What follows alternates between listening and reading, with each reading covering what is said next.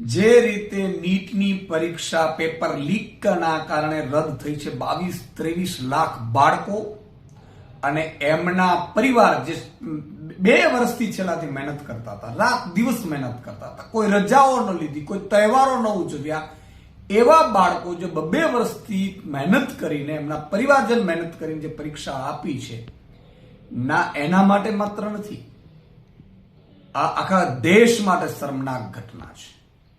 તમે વિચાર કરો, ગુજરાતમાં છેલ્લા કેટલાય વર્ષોથી 21 જેટલા પેપર લીક થયા છે. આ જ સિસ્ટમ કોઈએ કેન્દ્રમાં લાગુ કરી છે.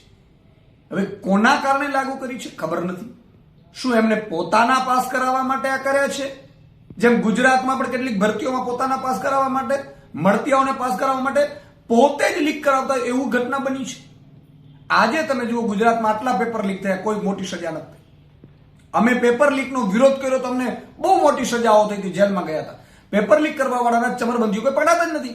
એ સેમ સિસ્ટમ કેન્દ્રમાં લાગુ થવા માંડી છે.